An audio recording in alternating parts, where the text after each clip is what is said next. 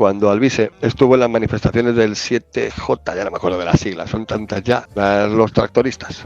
La tractorada como que llegaron a Madrid, que llegaron casi a colapsar Madrid. Bueno, colapsaron ciertos puntos, que pretendían ir a la celebración de los Goya para visualizar, internacionalizar todo este problema. Y que se llegó el señor Alvise y se lo llevó en el Estadio de la Peineta por una zona de obras, bueno, ni siquiera de obras, por un puto descampado, que es más bien un medio acantilado, para haberse matado allí todos, y a tomar por culo. Cogieron el micrófono ahí, en las concentraciones que hicieron entre el Alvise, el Xavier da Pena, que se llama así el abogado, no voy a hacer bromas con su apellido, es demasiado fácil. Se llama Xavier da Pena. Entre ese, el otro, el de Desocupa, Maroto y el de la moto, el caldo está servido. Pero claro, el Xavier da Pena, por ejemplo, ese saca un beneficio, es abogado. Evidentemente, si capta clientes, pues de puta madre. El de Desocupa, bueno, pues si firmo un acuerdo con la Policía Nacional y les enseño un cursillo de defensa, pues de puta madre. Monto un club y bueno,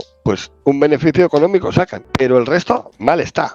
Pero por lo menos tiene una explicación más lógica, ¿no? Es decir, bueno, aunque claro, evidentemente lo negarán siempre, pero indirectamente al final acaban eso, porque hablan de cualquier cosa de esas y luego acaban promocionando su curso de defensa, pues blanco y en botella. Pero el Alvise incluso renuncia a su sueldo. ¿De dónde saca ese? ¿Cuál es su beneficio entonces? O ya está beneficiado y simplemente es cumplir una misión. Bueno, soy un puto conspiranoico. En esas manifestaciones se estaba empezando a hablar, bueno, ya se lleva hablando mucho tiempo, pero estaba llegando a la mayoría de la gente temas como, por ejemplo, el tema de los fitosanitarios en la agricultura. ¿Cómo es posible que se esté consumiendo productos de otros países, como por ejemplo Marruecos? Sí, es uno de ellos. Parece que se centra todo en eso. ¿Cómo es posible que se esté consumiendo productos de otros sitios y en nuestro, un producto de primera calidad, se exporte a otros, cuando aquí hay unas medidas sanitarias extremas, de control extremo, que en otros países no hay? Ese era el debate que ya estaba encima de la mesa, así lo veo yo, ¿eh?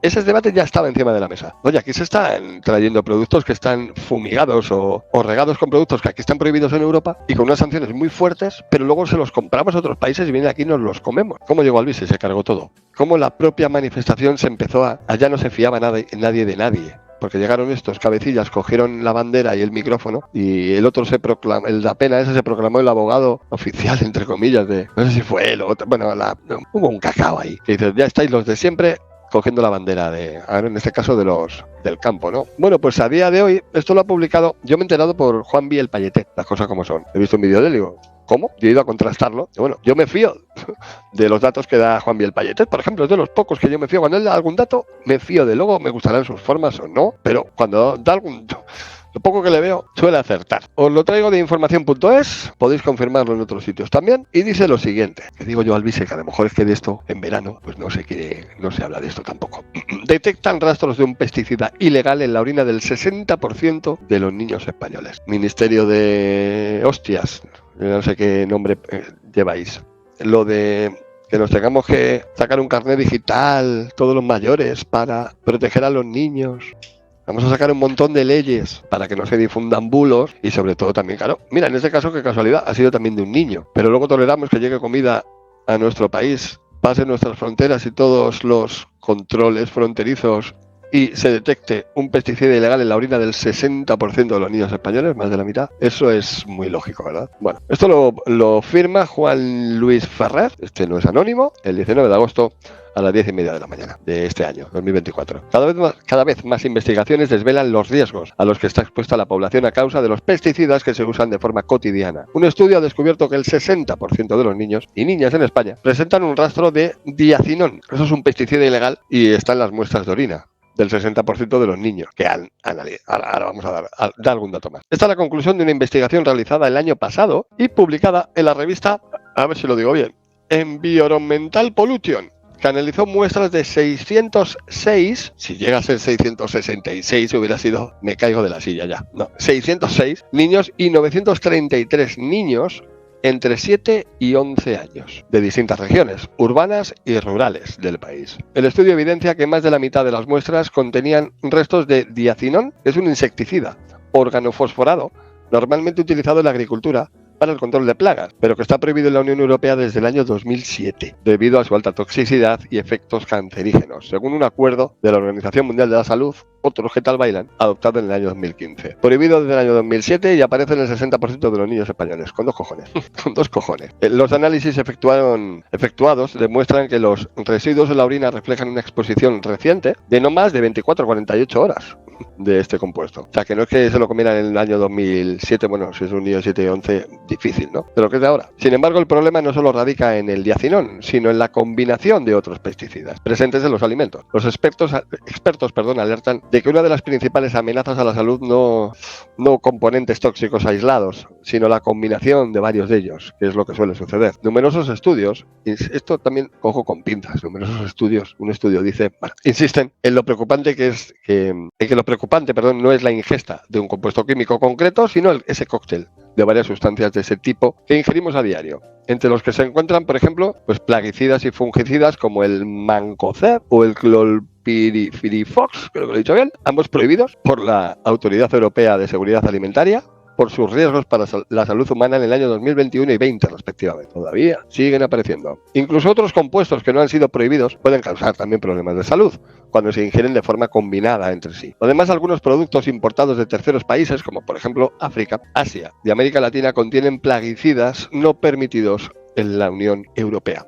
Este debate estaba encima de la mesa hace pocos meses, pero se dejó de hablar de ello. Como siempre, los niños los más vulnerables. Los pesticidas que contienen compuestos neurotóxicos, carcinógenos y disruptores endocrinos suponen una grave amenaza para la salud humana, especialmente la de los niños, al ser evidentemente más vulnerables a la exposición de estas sustancias. El adelanto prematuro de la pubertad, por ejemplo, es uno de los efectos del consumo de pesticidas. A las niñas, por ejemplo, se les anticipa cada vez más la regla. Puede provocar en el futuro enfermedades graves. La exposición a estos pesticidas aumenta con el consumo de frutas y verduras frescas. Como la madre que me parió. Especialmente cuando están cerca de la fecha de recolección. Esto avisa la doctora Carmen Freire, investigadora de la Universidad de Granada y coautora del estudio, en declaraciones recogidas por el Diario Público. Y señala que la solución pasa por convencer a los gobiernos y a quienes toman las decisiones de que hay que promover modelos de producción agrícolas que sean menos dependientes de estas sustancias tóxicas.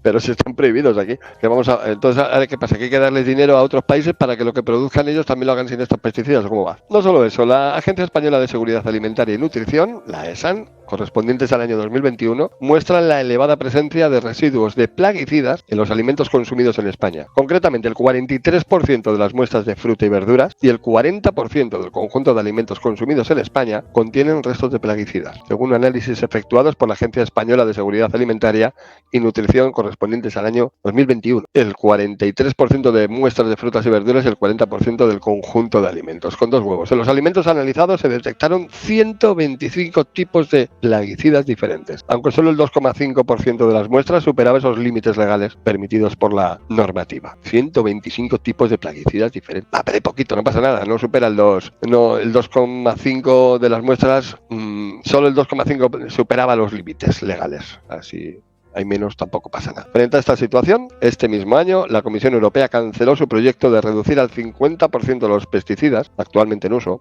una medida que habían pedido con insistencia científicos de todos los países y que la Unión Europea había aceptado. Sin embargo, las presiones del lobby agroganadero propició que en el último momento se postergaran estas medidas. Y bueno, pues aquí hablan de apostar por una agricultura biológica. Yo estoy en ello, estoy intentándolo. Ser un poco autosuficiente en este sentido. Aquí tienes una muestra de la venta de pesticidas. Hay un poquito de zoom, creo que se ve aquí un poquito mejor. A ver, aquí. Venta de pesticidas en la Unión Europea en el año 2020, es esto, según el tipo de pesticida y el Estado miembro en toneladas. En azul, insecticidas, fungicidas en rojo y en moradito, herbicidas. Portugal, 9.220, España, 75.774 toneladas. Sí, está en toneladas, ¿verdad? Pues somos los que más, amigos, por lo que estoy viendo. Porque Bulgaria 4.000, 4.000, 8.000, 5.000, Alemania 45.000 toneladas, Italia 46.000, Francia 61.000 y España 75.774 toneladas de insecticidas, fungicidas y herbicidas. Bien, se ha incrementado, por cierto, un 80% en todo el mundo desde los 90, según dicho estudio. Frente a ello, los expertos aconsejan pasarse a esa agricultura ecológica y, en general, a aquellos sistemas de producción en los que no se emplean pesticidas. Claro, pero no lo pone fácil tampoco.